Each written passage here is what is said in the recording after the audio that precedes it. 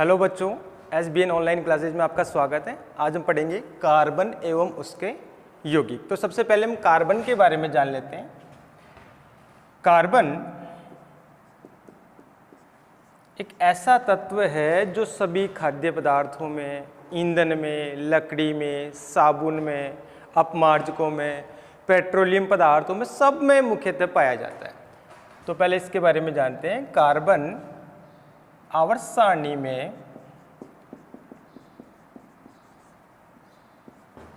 परमाणु क्रमांक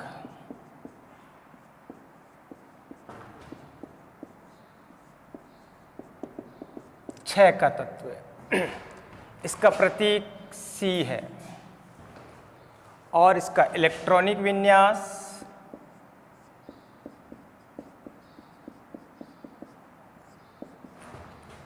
1s2 2s2 2p2, ये इसका इलेक्ट्रॉनिक विन्यास है। कई बार पूछ लिया जाता है। कार्बन की संयोजकता 4 होती है। कितनी होती है? 4 होती है। ध्यान रहे, वैलेंसी निकालने का तरीका है 2, 10 और 18।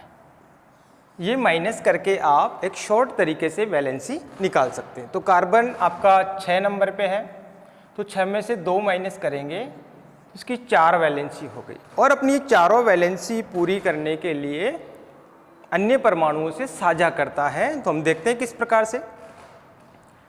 4 एकल संयोजी, 4 एकल संयोजी परमाणु, यानी जिनकी वैलेंसी 1 है, वो कार्बन से जुड़ करके किस प्रकार से यौगिक बनाते हैं देखेंगे। तो हाइड्रोजन की भी 1 होती है, हैलोजनों की भी 1 होती है, यानी कि क्लोरीन, फ्लोरीन, ब्रोमीन, आयोडीन। तो हम यहाँ हाइड्रोजन जोड़ते हैं 4। तो ये संरचना होगी मैथेन, यानी कि कार्बन की संयोजकता 4 होती है और वो हाइड्रोजन से जुड़ करके मैथेन की संरचना बनाता है। मैथेन का सूत्र हो गया CH4। इसी प्रकार से क्लोरीन से जुड़ेगा ये, क्लोरीन भी इससे 4 जुड़ जाएंगे, Cl। तो ये हो जाएगा CCl4, जिसे बोलेंगे कार्बन टेट्राक्लोराइड। लिख देता हूं मैं यहाँ, कार्बन टेट्रा क्लोराइड। ये तो हो गया जिनकी वैलेंसी 1 होती है, वो कार्बन से जुड़ रहे हैं। अब हम और उदाहरण लेते हैं।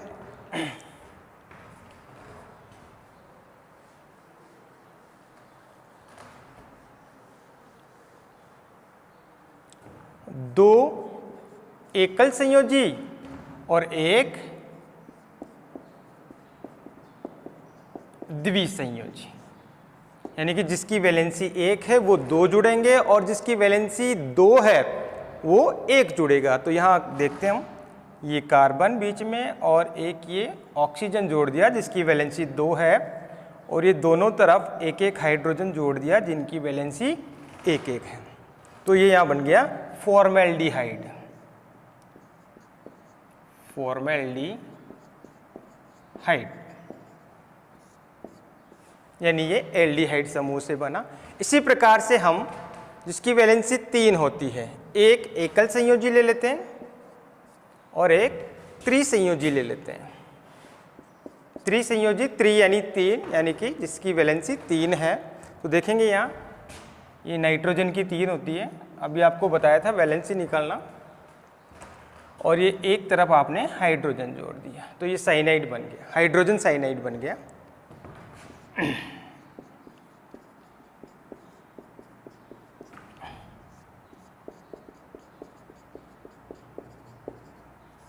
हाइड्रोजन साइनाइड बन गया।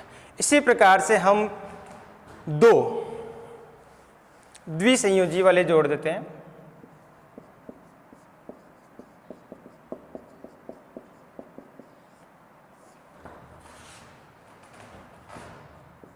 ये बन गया, ये हमारा सूत्र बना CO2। इसके बारे में आप जानते हो, कार्बन डाई ऑक्साइड। ये कार्बन की वैलेंसी 4 हमने देखी और वो किस प्रकार से अपनी वैलेंसी पूरी करता है, अष्टक पूरा करता है, वो हमने देखा। अब इसके बाद देखते हैं हम कार्बन की जो ज्यामिति होती है वो चतुष्फलकीय होती है। कार्बन की जो ज्यामिति होती है कैसी होती है? चतुष्फलकीय। चतु यानी 4 फलक होते हैं। देखते हैं, ये कार्बन बीच में और ये ऊपर आपने हाइड्रोजन दिखा दिया और ये 3 हाइड्रोजन और दिखा दिए, तो ये इसकी चतुष्फलकीय। अब हम इनको मिला देंगे तो ये कुछ इस प्रकार से संरचना बनती है जो एक चतुष्फलकीय संरचनाएं हैं। इसमें 4 त्रिभुजाकार फलक होते हैं। एक को आधार मान करके 3 फलकों को हम शीर्ष पर मिला देते हैं तो हमें ये संरचना प्राप्त होती है चतुष्फलकीय। अब इसमें देखेंगे ये जो कोण है इसे बंद कोण बोलते हैं, बंद कोण, और इसका मान होता है 109 डिग्री 28 मिनट। ध्यान रहे, कार्बन का जो कार्बन और हाइड्रोजन से जुड़ा होने के कारण एक बंध बनता है यहाँ, और उस बंध का मान होता है 109 डिग्री 28 मिनट। आगे देखते हैं हम, कार्बन का एक और गुण होता है श्रृंखलन। ये इस बार बोर्ड क्लासों में पूछा गया था। श्रृंखलन, श्रृंखलन का मतलब क्या होता है? श्रृंखला बनाना, आगे से आगे जुड़ते हैं। तो कार्बन है जो कार्बन से जुड़ करके, कार्बन है जो कार्बन परमाणु से जुड़कर एक लंबी श्रृंखला बनाते हैं, इस गुण को क्या कहते हैं? श्रृंखलन कहते हैं। तो देखेंगे कैसे बनाते हैं। ये श्रृंखला बनाते हैं शाखित, अशाखित, शाखित, चक्रीय। देखते हैं अशाखित में क्या होगा? कार्बन सीधा ही जुड़ता जाएगा, एक सीधी श्रृंखला बनाएगा और हम इसकी वैलेंसी पूरी कर देंगे। यहाँ आपको मालूम है कि कार्बन की वैलेंसी 4 होती है और हम यहाँ एक बार हाइड्रोकार्बन ही ले लेते हैं, तो सब जो खाली जगह बची है वहाँ हाइड्रोजन लगा देते हैं।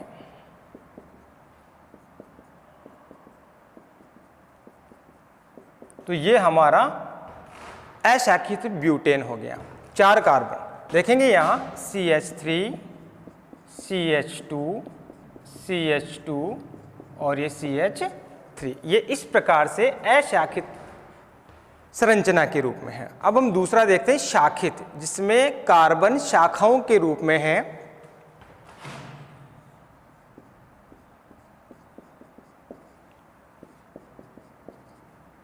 ये देखिए, ये 2 कार्बन है शाखाओं के रूप में है, तो ये शाखित संरचना हो गई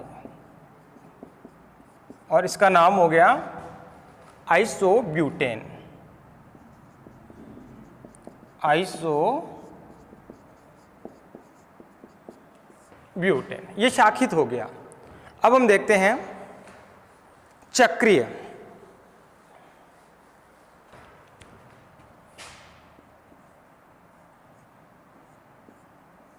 ये वैलेंसी पूरी कर देंगे।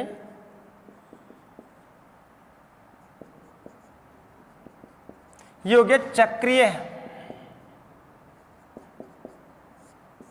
ब्यूटेन, यानी कि साइक्लोब्यूटेन। ये एलिफेटिक है,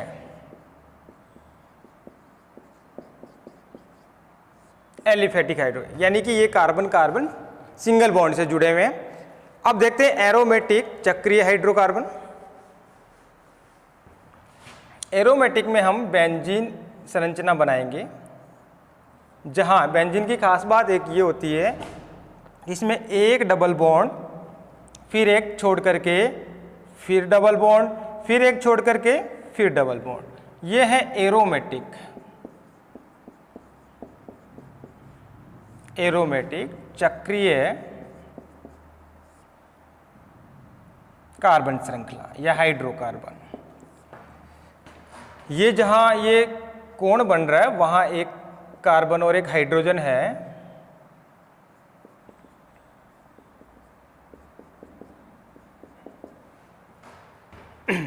आगे देखते हैं, इसका एक और गुण होता है, कार्बन की जो विद्युत ऋणता होती है लगभग हाइड्रोजन के समान होती है। तो इस प्रकार से ये इलेक्ट्रॉनों का साझा करते हैं हाइड्रोजन से और एक इलेक्ट्रॉन बिंदु संरचना बनाते हैं। इलेक्ट्रॉन बिंदु संरचना। और ये संरचना कब बनती है? जब ये इलेक्ट्रॉनों का साझा करके अपना अष्टक पूरा करते हैं। यहाँ मेन बात यही है कि अपना ये अष्टक पूरा करते हैं इलेक्ट्रॉनों का साझा करके। तो हम यहाँ देखते हैं एक बार,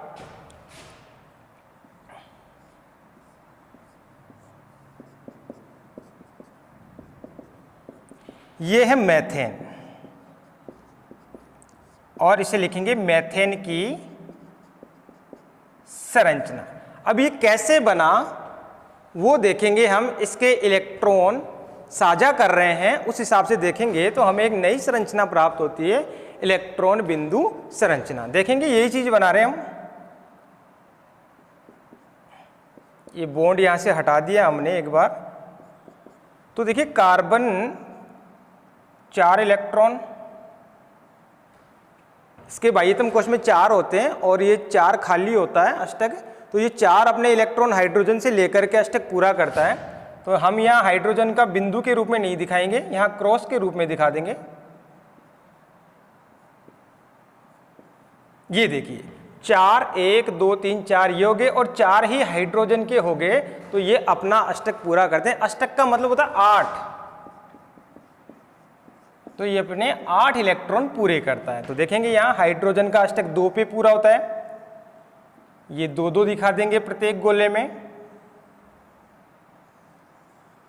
ये लो, हाइड्रोजन का अष्टक 2 पे पूरा होता है, ध्यान रखें इस बात का। और कार्बन का 8 पे पूरा होता है। अब हम इन 8 को, 4 तो ये अंदर वाले और 4 ये बाहर वाले, इनको एक गोले में ले लेते हैं।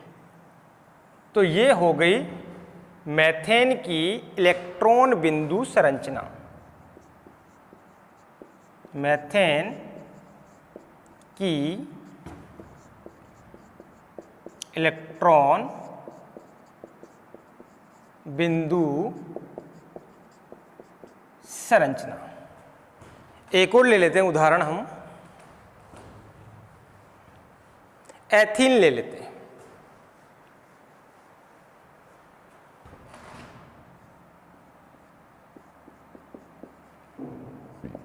ये एथीन होता है। यह हम इसको ऐसे कर देंगे, हाइड्रोजन अलग से दिखा देंगे।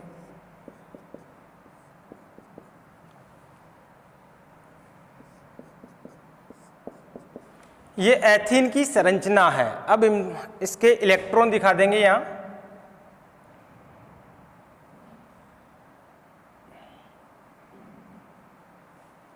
अभी आपको बताया था 2 यहाँ, 2 यहाँ, 2 यहाँ, 2 यहाँ, 1 यहाँ और 1 यहाँ। जो अपनी लाइन थी उसी हिसाब से करना आपको। 1 यहाँ और 1 ही इसका।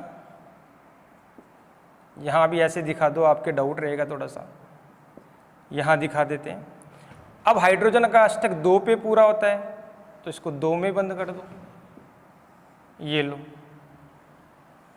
और एक कार्बन का 8 पे, यहाँ 2 कार्बन है, ध्यान रखना इस बात का। तो एक कार्बन का अष्टक 8 पे पूरा होता है। तो ये देखो यहां से आएगा 2 2 4 2 6 और 8। एक गोला ये हो गया और एक गोला ये यहां तक हो गया। इसे कहेंगे एथीन की इलेक्ट्रॉन बिंदु संरचना। एक बार और देख लेते हैं इसे। एथीन है यानी कि कार्बन कार्बन के बीच में डबल बॉन्ड है और ये दोनों तरफ इसके हाइड्रोजन है। तो हम यहाँ अष्टक पूरा करेंगे और इनके इलेक्ट्रॉनों को बिंदु के रूप में दिखाएंगे। ये मैंने थोड़ा सा हाइड्रोजन का अलग किया है ताकि आपको ये मालूम रहे कि ये हाइड्रोजन का इलेक्ट्रॉन है। नेक्स्ट आगे चलते हैं। कार्बन का एक और गुण होता है, ये कार्बन कार्बन से जुड़कर, यानी कि ये जो कार्बन है वो कार्बन से जुड़कर बंध बनाते हैं।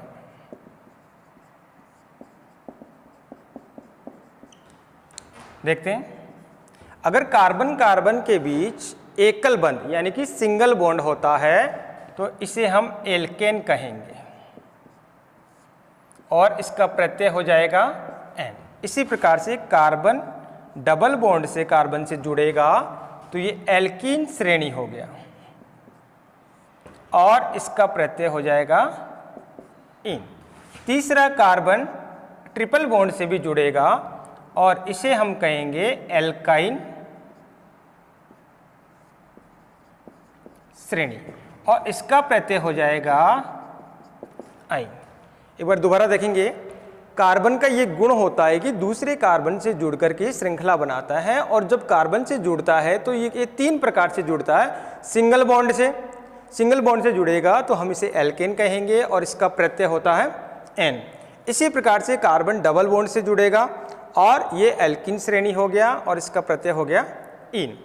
फिर यह लेते हैं, कार्बन ट्रिपल बॉन्ड से कार्बन से जुड़ेगा तो ये एल्काइन श्रेणी हो गया और इसका प्रत्यय हो गया आइन। ये कार्बन की विशेषता हमने जान ली। अब हम पढ़ेंगे हाइड्रोकार्बन।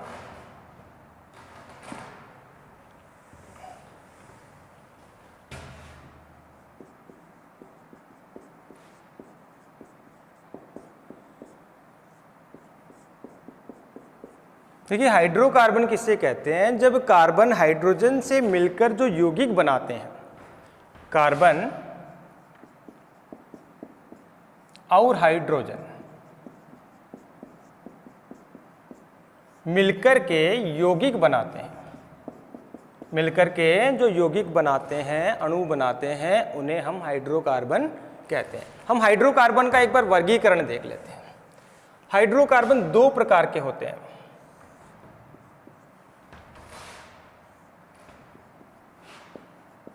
चक्रीय और अचक्रीय। पहले हम चक्रीय के बारे में जान लेते हैं। अचक्रीय दो प्रकार के होते हैं, संतृप्त और असंतृप्त। संतृप्त का मतलब होता है कि कार्बन कार्बन के बीच सिंगल बॉन्ड, यानी कि संतृप्त में क्या होता है कि कार्बन दूसरे कार्बन से जुड़ेगा एकल बंध से, स फॉर संतृप्त, स फॉर सिंगल बॉन्ड। ध्यान रहे इस बात का। असंतृप्त भी दो प्रकार के हो जाते हैं, जिसमें कार्बन कार्बन के बीच डबल बॉन्ड और दूसरे में कार्बन कार्बन के बीच ट्रिपल बॉन्ड। कार्बन कार्बन के बीच जब डबल बॉन्ड होता है तो वो एल्कीन श्रेणी होती है और ये एल्काइन श्रेणी होती है, और सिंगल बॉन्ड होता है वो एल्केन श्रेणी। दोबारा देखेंगे, हाइड्रोकार्बन दो प्रकार के होते हैं, अचक्रीय और चक्रीय। पहले हम अचक्रीय पढ़ रहे हैं। अचक्रीय भी दो प्रकार के होते हैं, संतृप्त और असंतृप्त। संतृप्त में कार्बन कार्बन के बीच सिंगल बॉन्ड होता है और इसे एल्केन कहते हैं। असंतृप्त दो प्रकार के होते हैं, एल्कीन और एल्काइन। एल्कीन में कार्बन कार्बन के बीच डबल बॉन्ड होता है और एल्काइन में कार्बन कार्बन के बीच ट्रिपल बॉन्ड होता है। अब देखते हैं चक्रीय। चक्रीय दो प्रकार के होते हैं, समचक्रीय और विषम चक्रीय। विषम चक्रीय में 3 कार्बन 5 कार्बन ऐसे जुड़े होते हैं, चक्र के रूप में होंगे लेकिन विषम संख्या कार्बन की क्या होगी? विषम होगी। ऐसे हम समचक्रीय देख लेते हैं। ये भी दो प्रकार के होते हैं, एलिसाइक्लिक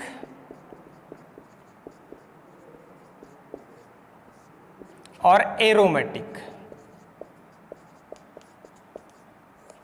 एलिसाइक्लिक में क्या होगा? कार्बन कार्बन आपके सम होंगे और वो पूरे चक्कर के रूप में जुड़े होंगे। तो ये एलिसाइक्लिक हो गया, 6 कार्बन है वो इस प्रकार से जुड़े हुए। इसमें एरोमेटिक में भी हम 6 कार्बन ले लेते हैं एक बार, लेकिन एरोमेटिक में क्या होता है, एक जगह डबल बॉन्ड, एक छोड़ करके फिर डबल बॉन्ड। तो देखते हैं यहाँ डबल बॉन्ड कर देते हैं अपन, एक छोड़ दिया फिर ये डबल बॉन्ड, एक छोड़ दिया फिर ये डबल बॉन्ड। इसको बोलते हैं साइक्लोहेक्सेन। साइक्लो यानी चक्रीय, साइकिल यानी चक्कर होता है, तो साइक्लो यानी चक्रीय यहाँ हो गया, तो ये हो गया साइक्लोहेक्सेन।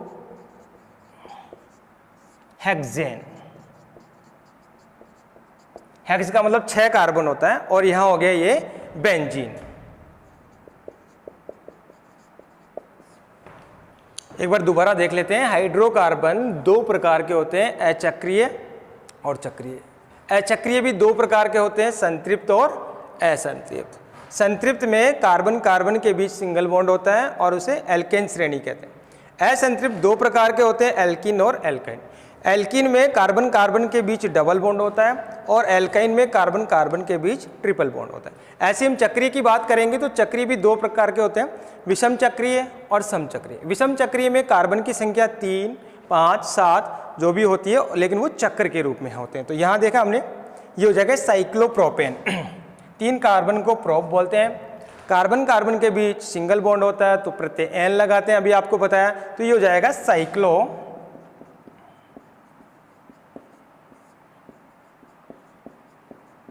प्रोपेन। इसी प्रकार से ये साइक्लोपेंटेन। अब यहाँ लेते हैं हम समचक्रीय। समचक्रीय भी 2 प्रकार के होते हैं, एलिसाइक्लिक और एरोमेटिक। एलिसाइक्लिक क्या होते हैं कि ये बिना धुएं के साथ जलते हैं जब इनको जलाते हैं। तो एरोमेटिक क्या होते हैं कि ये धुएं के साथ जलते हैं और इनमें कुछ एरोमेटिक गुण भी होते हैं, खुशबू के गुण होते हैं।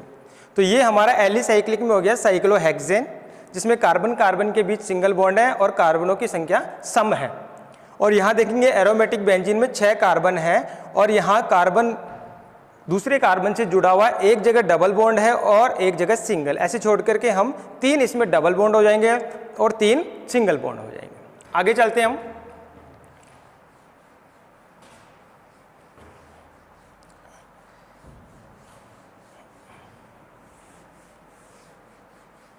कार्बनिक यौगिकों के नाम पद्धति।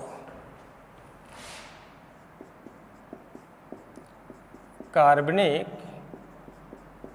यौगिकों के या यौगिकों की कर लेते हैं।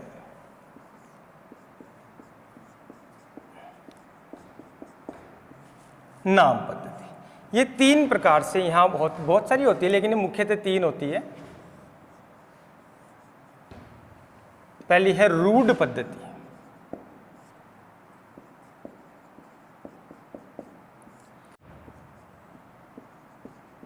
ये हो गया व्युत्पन्न पद्धति और ये लास्ट हो गई IUPAC पद्धति।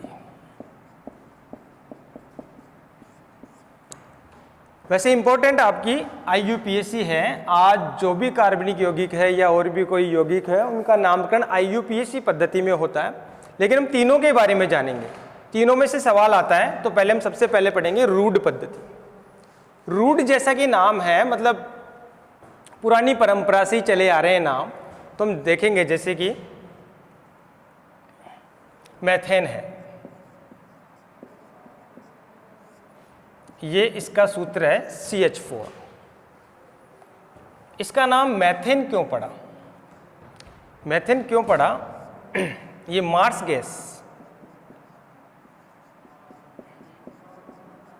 गैस है मेथेन, इसको IUPAC में बोलते हैं। तो ये मार्स गैस है, तो इसका नाम पड़ा मार्सीय क्षेत्रों से।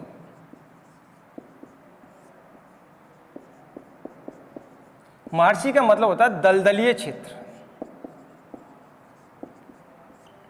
वहां से ये बुलबुलों के रूप में निकलती है। तो इस प्रकार से इसका नाम मार्स गैस पड़ा। क्यों पड़ा? क्योंकि ये मार्सीय क्षेत्रों में यानी कि दलदलीय क्षेत्रों में पाई जाती है। इसी प्रकार से हम देख लेते हैं यहां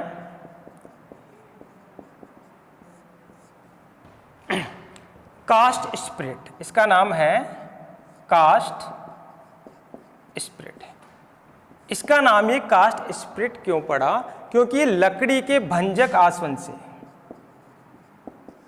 लकड़ी के भंजक आसवन से प्राप्त होती है। यानी लकड़ी को जलाते हैं, गीली लकड़ियों को, उनसे जो वाष्प निकलती है उस वाष्प को इकट्ठा कर लिया जाता है, तो आपको ये कास्ट स्पिरिट प्राप्त है। इसी प्रकार से फॉर्मिक अम्ल,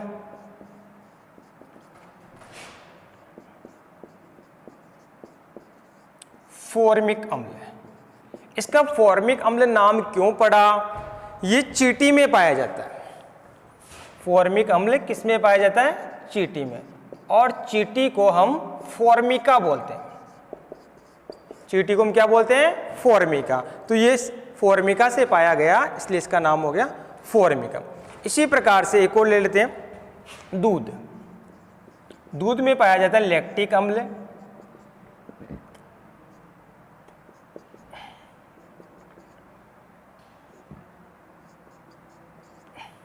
ये लैक्टिक अम्ल का फॉर्मूला है, यहां मैं लिखता हूं लैक्टिक अम्ल।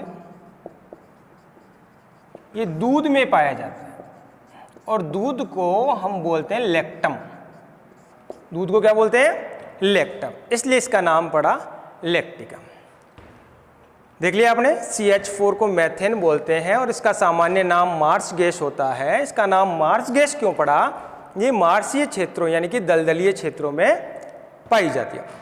दूसरा है CH3OH यानी कि मैथेनॉल, इसको हम बोलते हैं कास्ट स्पिरिट और ये लकड़ी के भंजक आसवन से प्राप्त होती है। तीसरा देखेंगे हम फॉर्मिक अम्ल। ये फॉर्मिका यानी कि चींटी से प्राप्त होता है, इसलिए इसका नाम पड़ा फॉर्मिक अम्ल। लास्ट हम देख लेते हैं लैक्टिक अम्ल, दूध से पाया गया, ये दूध को बोलते हैं लैक्टम, इसलिए इसका नाम पड़ा लैक्टिक अम्ल। आगे हम देखते हैं, रूढ़ पद्धति में भी इनका नामकरण हम करते हैं। देखते हैं, जब कार्बन की सीधी श्रृंखला होती है, वैलेंसी पूरी कर देंगे। यहाँ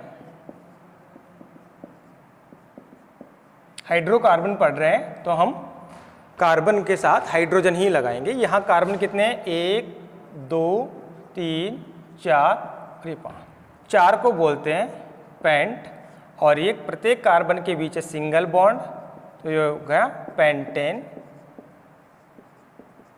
इसका नाम हो गया पेंटेन। लेकिन रूढ़ पद्धति में इसका नाम क्या होगा? Normal pentane. क्या नाम होगा? Normal paint. नॉर्मल का मतलब साधारण, यानी कि ये जो श्रृंखला है वो सीधी है, या हम इसको लिख देंगे एन पेंटेन। एन का मतलब भी वही होता है, नॉर्मल पेंटेन। अब हम थोड़ा सा शाखित देख लेते हैं।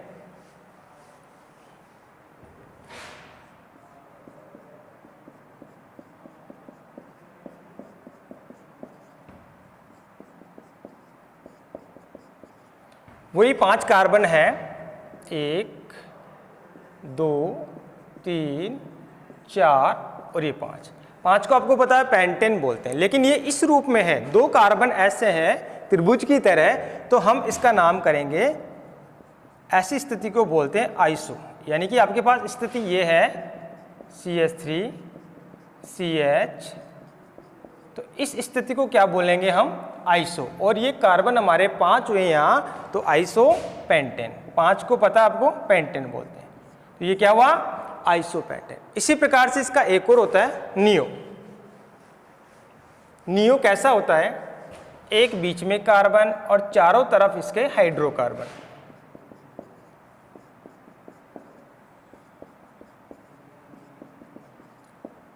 आगे से आगे ये जुड़ेगा तो और लंबी श्रृंखला हो गई। हम यहाँ 5 का ही लेते हैं, तो यहाँ हम ये बना लेंगे CH3। अब देखो काउंट करो, 1 2 3 और ये 4 और ये 5, तो हमारे पास वही है पेंटेन।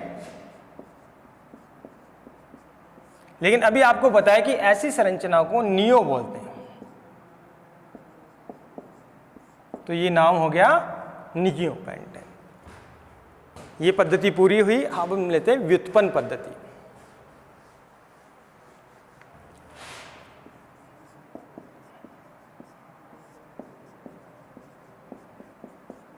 व्युत्पन्न में क्या है कि जैसे ये मेथेन है, अब कोई बड़ी संरचना है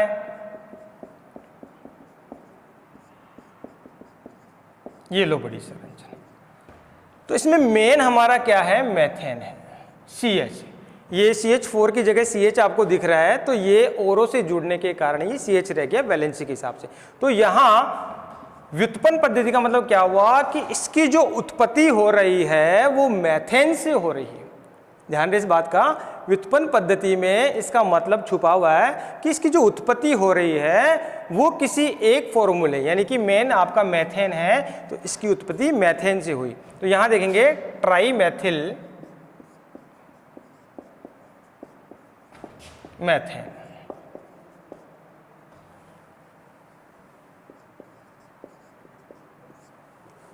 ट्राई यानी 3, ये मैथिल समूह है 3, तो इनको ट्राई बोला, ट्राई मैथिल हो गया, और ये लास्ट में हमारा बीच में क्या था, मेथेन। इसी प्रकार से हम एक और ले लेते हैं एसिटिक अम्ल का, CH3COOH। अब हम एक बड़ा फॉर्मूला ले लेते हैं,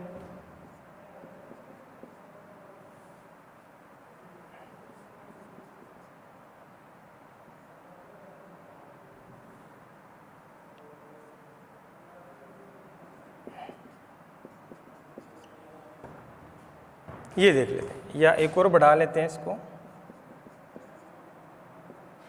एथिल एसिटिक अम्ल हो गया। ये क्या हुआ, एथिल एसिटिक अम्ल। मतलब मेन आपका जो एसिटिक अम्ल है वो यहां तक है। अब इसके साथ जो जुड़ गया CH3CH2 उसे एथिल बोलेंगे, तो एथिल जोड़ करके एसिटिक अम्ल। तो इस प्रकार से हमने देखा व्युत्पन्न जो पद्धति होती है उसमें जैसे मेथेन है तो उस पूरे फॉर्मूले में एक मेथेन है और उससे जुड़े हुए कई हाइड्रोकार्बन है या और भी है हाइड्रोकार्बन, इनके साथ ऑक्सीजन भी है, तो वो जुड़ करके एक बड़ा सूत्र बनाते हैं, बड़ा फॉर्मूला बनाते हैं, लेकिन उनमें मेन हमारा मेथेन है। तो हम इसको लास्ट में मेथेन शो करेंगे और उसका पूरा नाम लिखेंगे। इसी प्रकार से हमारा एसिटिक अम्ल था, तो एसिटिक अम्ल, इसमें देखो एसिटिक अम्ल ये रहा और इसके साथ जो हाइड्रोकार्बन जुड़े हुए उनका नामकरण इस प्रकार से हो जाए। अब हमारी लास्ट पद्धति और इम्पोर्टेंट वो है IUPAC। देख लेते हैं एक बार,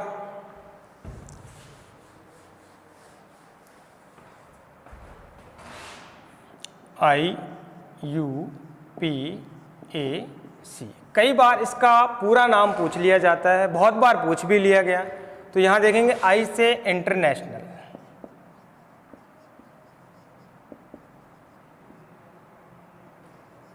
I से क्या हुआ, इंटरनेशनल, U से क्या हुआ, यूनियन, ऑफ, P से हो गया प्योर, एंड A से हो गया एप्लाइड, और C से हो गया केमिस्ट्री। दोबारा देखेंगे IUPAC का पूरा नाम international union of pure and applied chemistry. इससे हम नामकरण करते हैं एल्केन का, एल्कीन का और एल्काइन का। इसका नामकरण करने के कुछ नियम हैं, वो हम देख लेते हैं। पहला नियम है इसका पूर्व लग्न, यानी कि कार्बनिक जो यौगिक है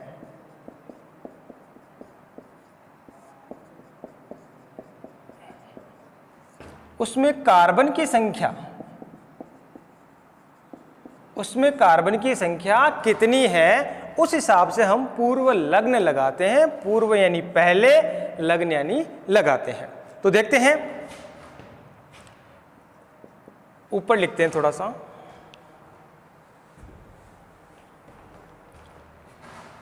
ये अणु में कार्बन की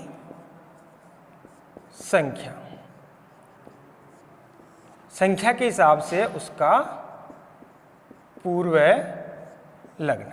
देखते हैं यहाँ, जब कार्बन की संख्या 1 होती है तो उसे मैथ बोलते हैं, कार्बन की संख्या 2 होती है तो उसे एथ बोलते हैं, कार्बन की संख्या 3 होती है तो प्रोप बोलते हैं, कार्बन की संख्या 4 होती है तो ब्यूट बोलते हैं, इस प्रकार से ऊपर ले लेते हैं। कार्बन की संख्या 5 होती है तो पेंट बोलते हैं, 6 होती है तो हेक्स बोलते हैं, 7 होती है तो हेप्ट बोलते हैं, 8 होती है तो ऑक्ट बोलते हैं, 9 होती है कार्बन की संख्या तो नॉन बोलते हैं, और 10 होती है कार्बन की संख्या तो डेक बोलते हैं।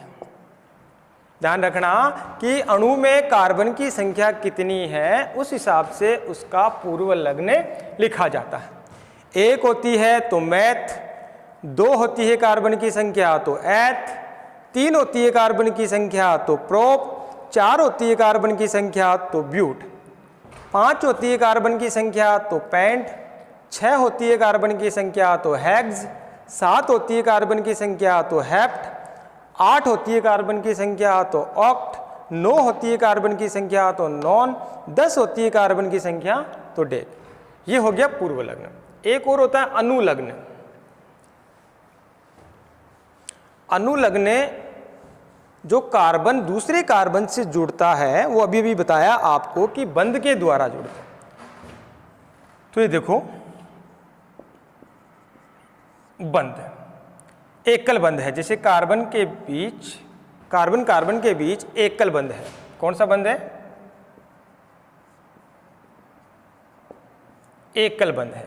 तो ये एल्केन श्रेणी हो गई।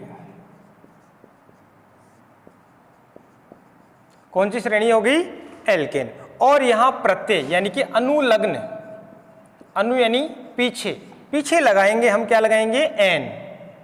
कब लगाएंगे? जब कार्बन कार्बन के बीच एकल बंध यानी कि सिंगल बॉन्ड हो। दूसरा हम लेते हैं कार्बन कार्बन के बीच डबल बॉन्ड, द्विबंध, डबल बॉन्ड। ये कौन सी श्रेणी हो गई? एल्कीन श्रेणी। और इसका अनुलग्न हम लगाएंगे इन। एकल बंध हो गया, द्विबंध हो गया और त्रिबंध। जब कार्बन कार्बन के बीच ट्रिपल बॉन्ड हो यानी कि त्रिबंध हो, तो हम क्या लगाएंगे? अनुलग्न आइन, क्योंकि ये कौन सी श्रेणी का है? एल्काइन।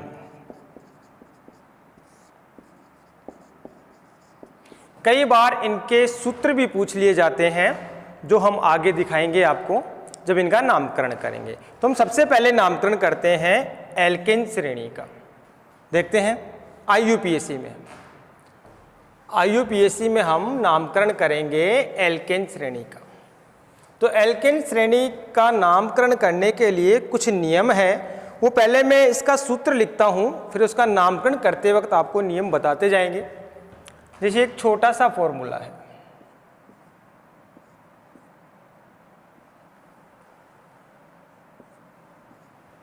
ये है। वैलेंसी भी पूरी कर देते हैं अपन यहां। अभी अभी इसका रूढ़ पद्धति में हमने नाम देखा नियोपेंटेन। क्या था? नियोपेंटेन। लेकिन अब क्या पढ़ रहे हैं हम? आईयूपीएससी। तो आईयूपीएससी में कुछ इसका अलग नाम होगा, वो देखेंगे। इसका पहला नियम है सीधी श्रृंखला का चयन करेंगे। पहला नियम क्या हो गया? सीधी श्रृंखला का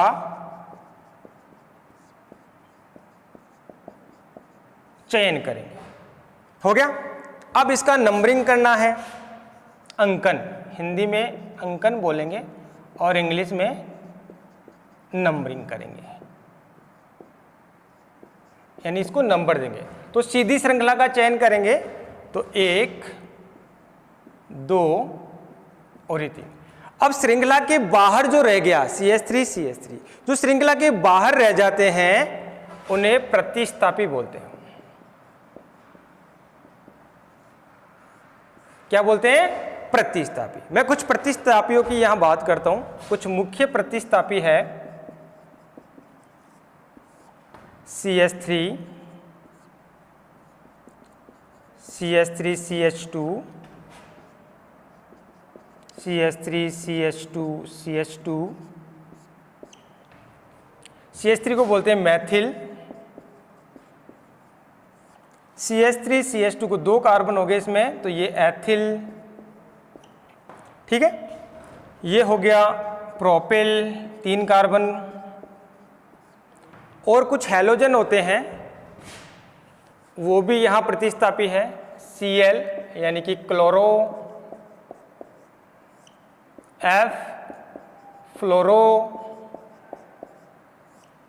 I iodo, NO2 nitro, Br bromo. तो ये कुछ प्रतिस्थापी है। तो देखेंगे, और प्रतिस्थापी जो है उनका नामकरण सबसे पहले किया जाता है। प्रतिस्थापी का नामकरण पहले करते हैं। अब आपको सारे नियम समझ में आ गए होंगे एक बार, कि सीधी श्रृंखला का चयन करते हैं, नंबरिंग करते हैं, और जिधर से प्रतिस्थापी पहले आता है, इसमें तो दोनों ही बीच में है, तो पहले और बाद की तो यहाँ कोई बात ही नहीं है। तो प्रतिस्थापी जब पहले होते हैं, दूसरा हम उदाहरण लेंगे उसमें समझेंगे, और अंकन करते हैं अपन, और प्रतिस्थापी को पहले नाम देते हैं। एक बात और बताएंगे आपको,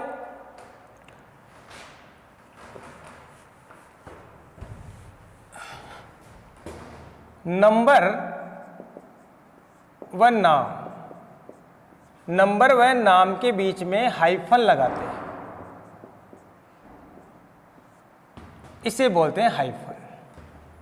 और केवल नंबर के बीच हम लगाते हैं कोमा। ध्यान रहे इस बात का। तो हमारा ये नाम हो जाएगा क्या, 1 2 3। 3 को अभी हमने देखा प्रोप बोलते हैं। सभी के बीच सिंगल बॉन्ड है तो एन लगाएंगे, तो प्रोप प्लस एन क्या हुआ, प्रोपेन। लेकिन ये श्रृंखला के बाहर 2 प्रतिस्थापी है। यहां देखो CH3 को क्या बोलते हैं, 2, CH3 को मैथिल बोलते हैं। तो यहां हमारे पास कितने हैं, 2। ध्यान रहे, जब समान प्रतिस्थापी होते हैं, जब समान प्रतिस्थापी होते हैं तो उनको संख्या के हिसाब से लिखा जाता है। जब 1 होता है तो मोनो, संख्या 2 होती है तो डाई, 3 होती है तो ट्राई, 4 होती है तो टेट्रा। 4 तक ही चलेगा, बाकी बहुत है लेकिन हमारे यहाँ 4 तक ही चलेगा। अब इसका नाम देखेंगे हम, क्या हो जाएगा, 2 है मैथिल, तो 2 को क्या बोलेंगे, डाई मैथिल। और ये कितने कितने नंबर पे है, ऊपर वाला भी 2 नंबर पे है और नीचे वाला भी 2 नंबर पे। तो यहां देखेंगे नंबर के बीच कोमा, 2 2, 2 है तो 2 को बोलेंगे डाई।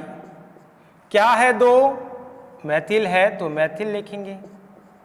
ये प्रतिस्थापी का नाम हो गया। और लास्ट में हमारा हाइड्रोकार्बन जो है, कार्बन की संख्या के हिसाब से श्रृंखला में 1 2 3, 3 को बोलते हैं प्रोप, और इनके बीच सिंगल बॉन्ड है तो हम प्रत्यय लगाएंगे, अनुलग्न लगाएंगे एन, तो ये हो गया प्रोपेन। इसका नाम देखेंगे 2 डाई मैथिल प्रोपेन। एक और लेते हैं उदाहरण छोटा सा।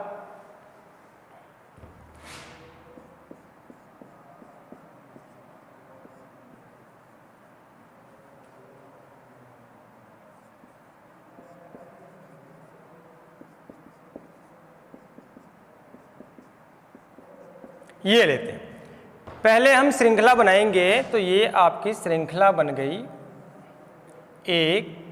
अब देखेंगे हमें नंबरिंग करना है, तो एक नियम और जुड़ जाएगा हमारा। नंबरिंग क्या करते हैं कि जिधर से प्रतिस्थापी समूह पहले आ रहा है, तो देखेंगे इधर 1 2, यहां भी 2 नंबर पे आ रहा है, और इधर से काउंट करें 1 2 तो इधर भी 2 नंबर पे आ रहा है।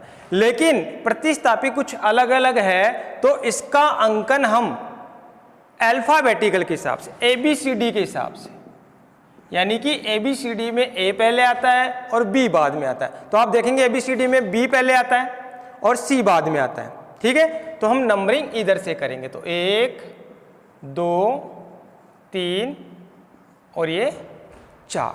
अब इसका नामकरण करेंगे। पहले नामकरण करेंगे प्रतिस्थापी का, तो 2 नंबर पे कौन है? ब्रोमो। तो 2 नंबर लगाएंगे और लिखेंगे ब्रोमो, लिख दिया। फिर एक और है प्रतिस्थापी 3 नंबर पे। 3 पे क्या है? क्लोरो। Br को ब्रोमो बोलते हैं, Cl को क्लोरो बोलते हैं। ठीक है, हो गया प्रतिस्थापी। अब ये श्रृंखला 1 2 3 4, 4 को बोलते हैं ब्यूट और प्रत्यय लगाते हैं एन, तो ये क्या हो गया? ब्यूटेन।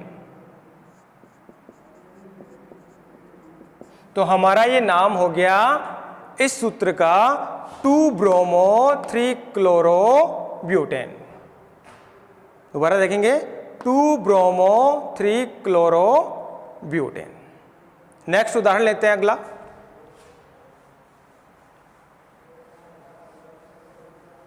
ऐसा ही ले लेते हैं।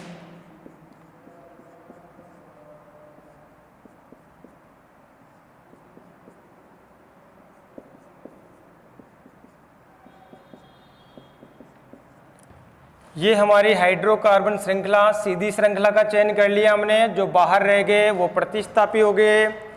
अब यहाँ से हम देखेंगे, अंकन नंबरिंग करना है आपको, तो ये प्रतिस्थापी देखेंगे। ABCD में F पहले आता है या I? आपको पता है F पहले आता है, तो इधर से नंबरिंग करेंगे 1 2 3 और ये 4। तो हम देखेंगे 2 नंबर पे क्या है? तो 2 फ्लोरो। 2 पे क्या है? फ्लोरो। नंबर और नाम के बीच में हम क्या लगा रहे हैं? हाइफन। फिर नंबर और नाम के बीच में हाइफन, और हमारा 3 नंबर पे है कौन? आयोडो। हो गया प्रतिस्थापी। इसके बाद हमारी श्रृंखला 1 2 3 4, 4 को अभी भी बताया था आपको, ब्यूटेन। ये हमारा नामकरण हो गया IUPAC पद्धति में। देखेंगे 4 कार्बन है यहाँ, 4 को हम ब्यूटेन बोलते हैं, और 2 हमारे यहाँ प्रतिस्थापी है, एक फ्लोरीन और दूसरा आयोडीन। तो यहाँ 2 नंबर पे फ्लोरीन है तो 2 फ्लोरो, 3 नंबर पे आयोडीन है तो 3 आयोडो, और ये 4 हमारे कार्बन है हाइड्रोकार्बन, तो ये हो गया ब्यूटेन। अगला उदाहरण लेते हैं हम नेक्स्ट।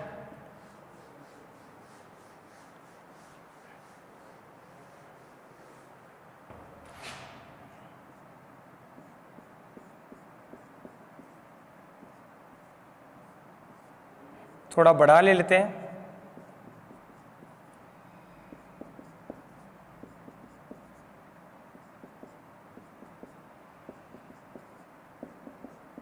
ये ले लेते हैं। अब देखेंगे इसका नामकरण कैसे करें। थोड़ा सा टफ है, लेकिन आप ध्यान से देखना। सीधी श्रृंखला का चयन करते हैं तो इसमें 5 कार्बन हो गए। सीधी श्रृंखला के साथ साथ हम बड़ी श्रृंखला का भी चयन करते हैं। सीधी श्रृंखला के साथ साथ हम बड़ी श्रृंखला का चयन भी करते हैं। तो यहां से करेंगे तो 6 हो जाएंगे, 1 2 3 4 5 हो गए। अब एक बात और कि प्रतिस्थापी को कम अंक मिले, यहां से अगर हम नंबरिंग करते हैं तो 1 2 3, तो ये प्रतिस्थापी 3 नंबर पे हो गया या ये हो गया, लेकिन यहाँ ये प्रतिस्थापी 1, इन दोनों में से एक प्रतिस्थापी हम मान लेंगे, तो एक प्रतिस्थापी हो गया और वो 2 नंबर पे आ रहा है, तो हमारा नंबरिंग इधर से या इधर से, दोनों में से एक की तरफ से। तो ये हमारी मुख्य श्रृंखला होगी। आपको अभी भी बताया था मुख्य श्रृंखला के जो बाहर है वो प्रतिस्थापी कहलाते हैं। तो यहाँ CH3 मैथिल और CH3 CH2 एथिल, तो ये हमारे यहाँ प्रतिस्थापी है। तो अब हम इसका नामकरण करते हैं, नंबरिंग करते हैं। पहले तो 1 2 3 4 और ये 5। अब आपको पता है इंग्लिश में मैथिल M से लिखते हैं और एथिल E से लिखते हैं। अब नामकरण करते हैं जब, तो ABCD के हिसाब से E पहले आता है, तो यहाँ एथिल 3 नंबर पे है, तो नामकरण करेंगे 3 एथिल, नाम और नंबर के बीच हाइफन। फिर नेक्स्ट हमारा मैथिल हो गया, वो कितने नंबर पे है? 2 नंबर पे, तो 2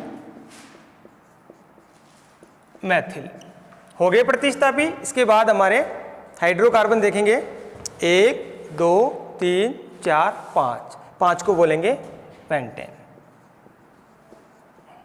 तो ये हमारा हो गया 3 एथिल 2 मेथिल पेंटेन। नेक्स्ट अगला उदाहरण लेते हैं हम।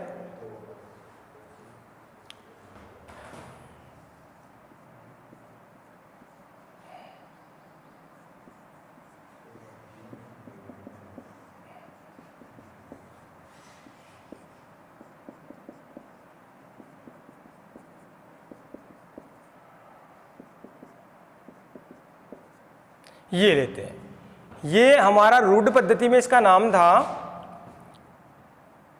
आइसोओक्टेन।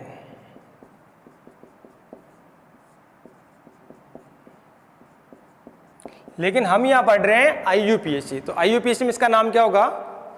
सीधी श्रृंखला का चयन करेंगे, बड़ी श्रृंखला का चयन करेंगे, श्रृंखला के बाहर जो रह जाते हैं वो प्रतिस्थापी होते हैं। तो हम देखेंगे यहां इधर से अगर नंबरिंग करते हैं, पहले इधर से करते हैं 1 2, अब 2 पे 2 प्रतिस्थापी है, और इधर से करते हैं तो 1 2, यहाँ 2 नंबर पे 1 प्रतिस्थापी है।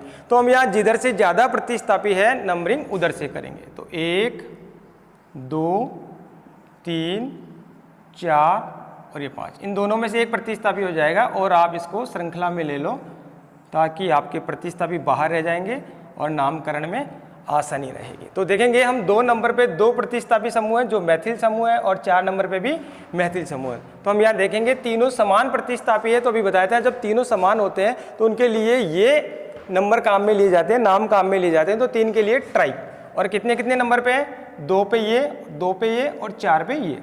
तो 2 नंबर के बीच कोमा, नंबर के बीच कोमा, नाम और नंबर। तो 2 2 4 ट्राई। क्या है ट्राई? CH3 को बोलते हैं मैथिल। हो गए प्रतिस्थापी। अब इसके बाद हमारी मुख्य श्रृंखला 1 2 3 4 5, 5 को क्या बोलेंगे? पेंटेन। तो 2 2 4 ट्राई मैथिल पेंटेन। ठीक है, अब लेते हैं हम एल्कीन श्रेणी का नामकरण।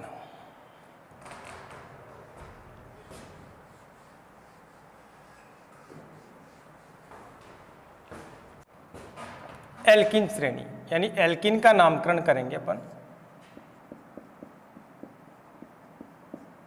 एल्कीन में क्या होता है? कार्बन कार्बन के बीच डबल बॉन्ड। तो हम देखते हैं एल्कीन का सामान्य सूत्र एक बार देख लेते हैं। CN H2N, और एल्केन का था CN H2N +2। तो यहाँ N कार्बन की संख्या है और ये कार्बन कार्बन के बीच डबल बॉन्ड। तो यहाँ देखेंगे नामकरण एक बार सामान्य से फॉर्मूला ले लेते हैं। इसमें एक जगह डबल बॉन्ड होगा, और इसको नंबरिंग देने के लिए हम डबल बॉन्ड को चूज करेंगे, यानी कि जिधर से डबल बॉन्ड को द्विबंध को कम नंबर मिले। तो यहां देखेंगे यहां से 1 2 और ये 3। अभी आपको बताया था कि 3 कार्बन को अपन प्रोप बोलते हैं, लेकिन यह डबल बॉन्ड है तो हम प्रत्यय ईन लगाएंगे और ये हो गया हमारा प्रोपीन। आप चाहो तो ये 1 नंबर इसको दे सकते हो। डबल बॉन्ड कहाँ है? 1 नंबर पे। तो क्या हो गया? 1 प्रोपीन। एक और ले लेते हैं।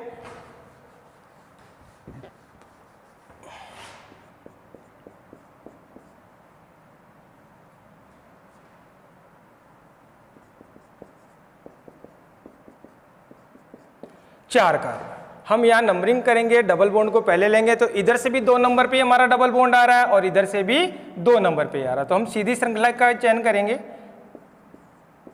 तो 4 हमारे हाइड्रोकार्बन हो गए और 4 को बोलते हैं हम ब्यूट, और डबल बॉन्ड है तो इन। अब डबल बॉन्ड कितने नंबर पे है? 2 नंबर पे। तो ये हो गया 2 ब्यूटेन। नेक्स्ट उदाहरण लेते हैं हम जिसमें प्रतिस्थापी भी होंगे।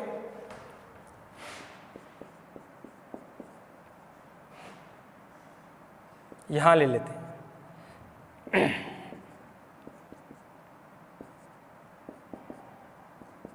ये देखेंगे। अब आप इसका नामकरण जब करेंगे तो प्रतिस्थापी को पहले लेंगे, लेकिन नहीं, यहां डबल बॉन्ड को ध्यान में रखेंगे। जिधर से डबल बॉन्ड है नंबरिंग उधर से। तो यहां देखेंगे 1 2 3 और ये 4, लेकिन प्रतिस्थापी को नामकरण में पहले शामिल करेंगे तो कितने नंबर पे है क्लोरो? 4 क्लोरो और 1 ब्यूटेन। ध्यान रहे इस बात का, जिधर से डबल बॉन्ड पहले आ रहा है नंबरिंग उधर से, लेकिन नामकरण करेंगे प्रतिस्थापी को पहले नाम मिलेंगे। नेक्स्ट ले लेते हैं हम, जब डबल बॉन्ड होते हैं, दो जगह डबल बॉन्ड, तो नंबरिंग उसी हिसाब से करेंगे जिधर से डबल बॉन्ड को पहले मिले। इधर से भी पहले आ रहा है, इधर से भी पहले आ रहा है। अच्छा, तो क्या करेंगे हम? पहले तो हम इनको काउंट कर लेंगे, 1 2 3 4, 4 को बोलते हैं ब्यूट, 4 को क्या बोलेंगे? ब्यूट। और आपका डबल बॉन्ड कहाँ है? 1 और 4 पे, तो ब्यूट 1,4 डाइईन। भाई कई बच्चे क्या करते हैं कि 1,4 डाई ब्यूटीन, जबकि ये गलत है। क्यों गलत है ये? कि हमारा जो डाई है वो 2 के लिए आता है, समान प्रतिस्थापी के लिए। तो यहाँ समान बॉन्ड है उसके लिए डाई आया, लेकिन वो इन के लिए आया, डबल बॉन्ड के लिए आया, ना कि पूरी संरचना के लिए। ब्यूटेन के लिए नहीं आया। किसके लिए आया? इन के लिए। तो ब्यूट 1,4 डाई इन, तो ये इसका नाम हो जाएगा। इसके बाद लेते हैं हम एल्काइन श्रेणी।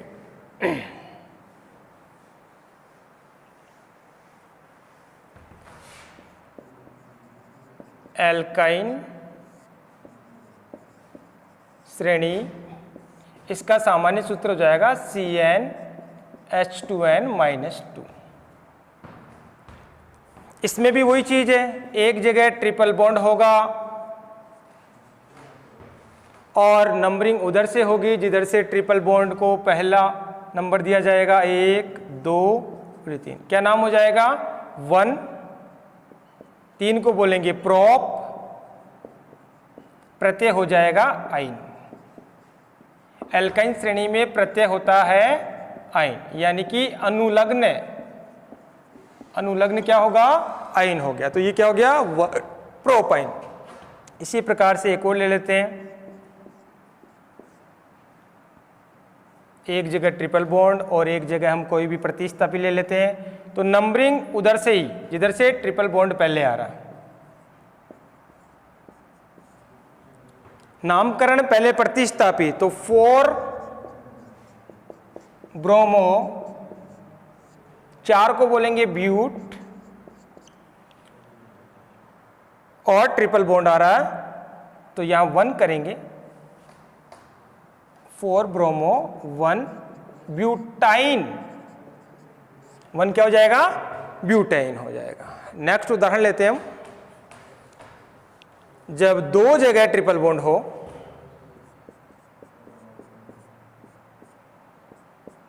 नंबरिंग जिधर से ट्रिपल बॉन्ड पहले आ रहा है, इधर से भी पहले आ रहा है, इधर से भी पहले आ रहा है, तो हम सीधी श्रृंखला का ही चयन करेंगे। तो वही बात है, इसमें कितने कार्बन है? 4। 4 को बोलेंगे ब्यूट, ट्रिपल बॉन्ड कितनी जगह? 1 पे और 3 पे, तो 1, नंबर के बीच में कोमा, 2 है यहाँ ट्रिपल बॉन्ड, तो डाई आइन। ठीक है बच्चों, आज के लिए इतना ही। धन्यवाद।